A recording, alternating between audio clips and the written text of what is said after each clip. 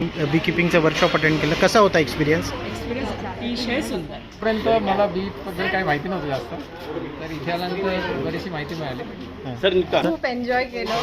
खूप informative session होता. अतिशय इन्फॉर्मेटिव्ह होता. ये बहुत ही अच्छा लगा. मतलब मैं आईटी में काम करता हूँ और मुझे जैसे खूप छान वाटलं. मी आवडलं तुम्हाला?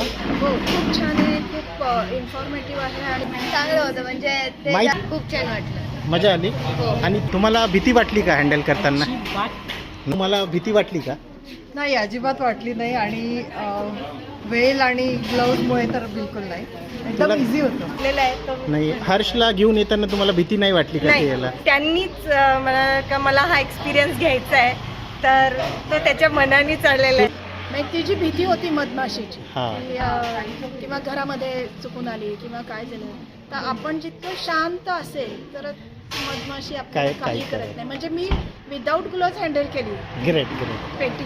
भीती पण नाही मला वाटली तुम्हाला? भीती वाटली नाही. आणि मधमाशीने कुठेही मला हार्म केलं नाही किंवा तुला भीती नाही वाटली हातात घेताना?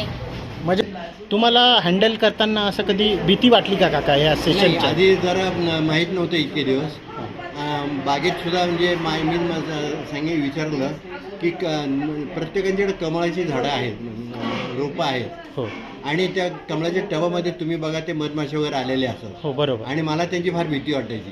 पण आज भीती केली, त्यांना काय केलं म्हणजे त्यांची भीती वाटेल, म्हणजे त्रास होतो आपल्याला, हे मला ह्या शिबिरात कळलं.